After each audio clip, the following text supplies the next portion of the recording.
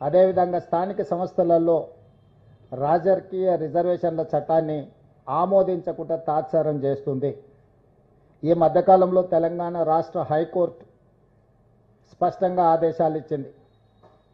90 రోజుల్లో స్థానిక సంస్థల ఎన్నికలను నిర్వహించాలి. ఆ ఎన్నికల నిర్వహణ కోసం 30 రోజుల్లో రిజర్వేషన్లను కూడా నిర్ణయించాలి అని.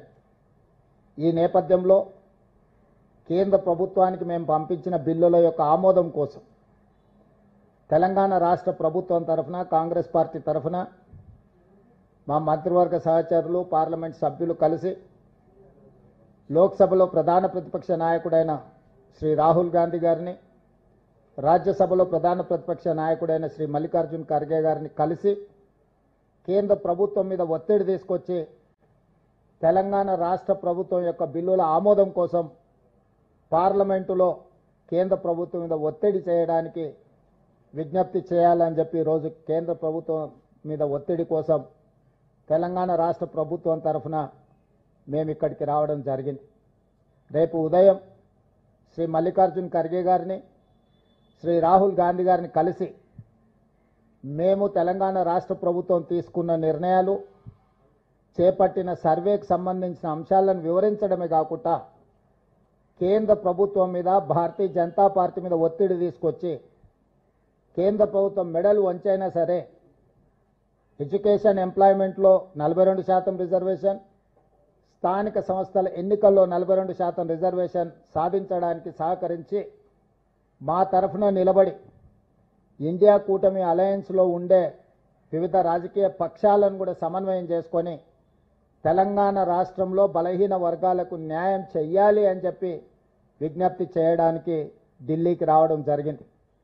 రేపు ఉదయం రాజ్యసభ, లోక్సభ నాయకులకు వివరించి రేపు సాయంత్రం కాంగ్రెస్ పార్టీకి సంబంధించిన లోక్సభ, రాజ్యసభ ఎంపీలకు కూడా ఈ సర్వేకి సంబంధించిన చేపట్టిన చర్యలను మొదటి రోజు నుంచి చివరి రోజు వరకు ప్రక్రియలో చేపట్టిన వివరాలను అన్నిటిని కూడా వివిధ రాష్ట్రాలకు సంబంధించిన పార్లమెంట్ సభ్యులకు వివరించాలని ఈరోజు నిర్ణయం తీసుకున్నాము.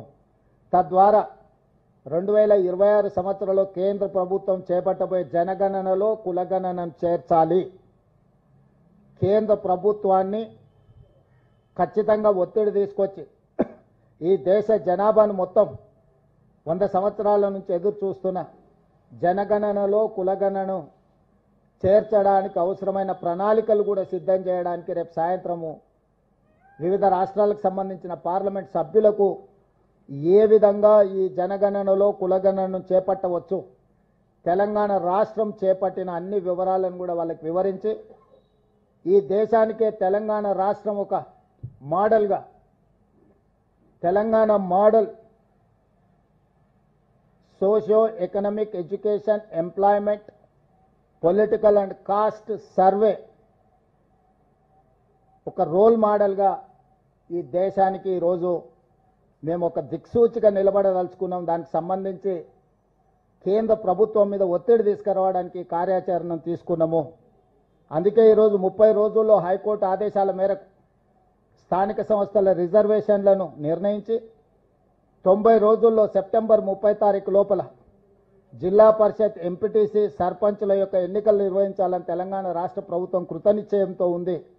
దాన్ని సాధించాలి అంటే కేంద్ర ప్రభుత్వం మా రిజర్వేషన్లను ఆమోదించాలి. కేంద్ర ప్రభుత్వం ఆమోదించాలి అంటే కేంద్ర ప్రభుత్వం మీద ఒత్తిడి తీసుకురావాలి. కేంద్ర ప్రభుత్వం మీద ఒత్తిడి తేవాలి అంటే పార్లమెంట్ సమావేశాలు జరుగుతున్నాయి కాబట్టి ప్రధాన ప్రతిపక్ష నాయకులను కలిసి వీలైతే ఇండియా కూటమికి సంబంధించిన ఇతర రాజకీయ పార్టీలను కూడా సమన్వయం చేసుకొని ఈ రిజర్వేషన్లను సాధించి బలహీన వర్గాలకు న్యాయం చేయాలని ఈ పర్యటన చేపట్టినాం. మీడియా మిత్రుల సహకారాన్ని కూడా తెలంగాణ రాష్ట్ర ప్రభుత్వం ఆశిస్తున్నది. జాతీయ స్థాయిలో చర్చ జరగాల్సిన అవసరం ఉన్నది. జాతీయ స్థాయిలో బీజేపీ ప్రభుత్వాన్ని, ఎన్డీఏ కూటమిని ఈరోజు మనందరం కూడా నిలదీయాలి. తద్వారా కొన్ని దశాబ్దాలుగా అణచివేతకు లోనవుతున్న బలహీన వర్గాలకు న్యాయం చేయాలని, ఏదైతే సోషల్ జస్టిస్ చేయాలని ఈరోజు రాహుల్ గాంధీ కాంగ్రెస్ పార్టీ అనుకుంటుందో దానికి సహకరించాల్సిందిగా విజ్ఞప్తి చేస్తున్నాం.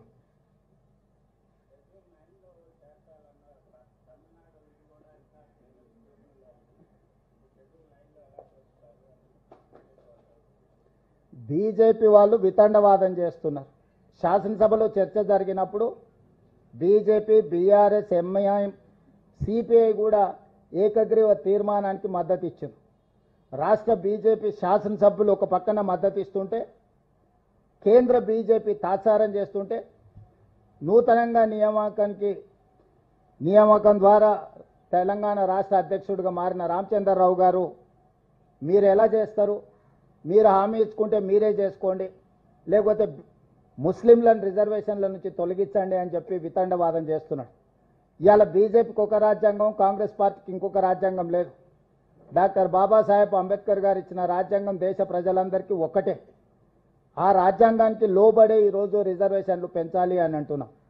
అదేవిధంగా భారతీయ జనతా పార్టీ తెలంగాణ రాష్ట్రానికి సంబంధించిన కిషన్ రెడ్డి నుంచి మొదలుపెట్టే బండి సంజయ్ వరకు కేంద్ర మంత్రులుగా పనిచేస్తూ ముస్లిం రిజర్వేషన్లను మేము ఒప్పుకోము, తెలంగాణ రాష్ట్ర ప్రభుత్వం ముస్లింలను తొలగించే రిజర్వేషన్లను ప్రతిపాదిస్తే మేము మద్దతు ఇస్తామంటున్నా అని అంటున్నారు. వాళ్ళు అసలు వాళ్ళ అవగాహన ఉండి మాట్లాడుతున్నారో అవగాహన లేకుండా మాట్లాడుతున్నారో నాకు తెలీదు. కానీ నేను సూటిగా కిషన్ రెడ్డి గారిని, బండి సంజయ్ గారిని నేను ప్రశ్నిస్తున్నా. నరేంద్ర మోడీ గారు జన్మించిన రాష్ట్రం గుజరాత్, నరేంద్ర మోడీ గారు ప్రాతినిధ్యం వహిస్తున్న రాష్ట్రం మహారాష్ట్ర.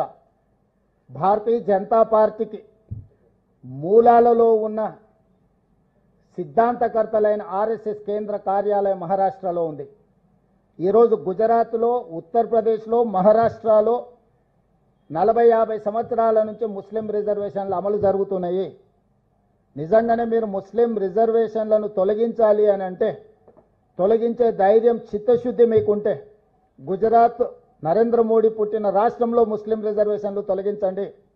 ఈ దేశ ప్రధానమంత్రిగా, పార్లమెంట్ సభ్యుడిగా ప్రాతినిధ్యం వహిస్తున్న ఉత్తరప్రదేశ్లో మీరు ముస్లిం రిజర్వేషన్లను తొలగించండి. మీ ఆర్ఎస్ఎస్ కేంద్ర కార్యాలయం మహారాష్ట్రలో మీరు ముస్లిం రిజర్వేషన్లను తొలగించి అప్పుడు తెలంగాణ రాష్ట్ర ప్రభుత్వానికి మీరు సూచన చేయండి. మేము 3 రాష్ట్రాలలో రిజర్వేషన్లు తొలగించినాం, తెలంగాణ రాష్ట్రంలో కూడా తొలగించాలని చెప్పి వాళ్ళు మాట్లాడితే అర్థం ఉంటుంది. వితండవాదం చేయడం ద్వారా వాళ్ళు సాధించేది ఏం లేదు. ఇది ముస్లిం రిజర్వేషన్లను అడ్డుకోవడానికి చేస్తున్న కుట్రగానే మేము భావిస్తున్నాం తప్ప ఇంకొకటి కాదు.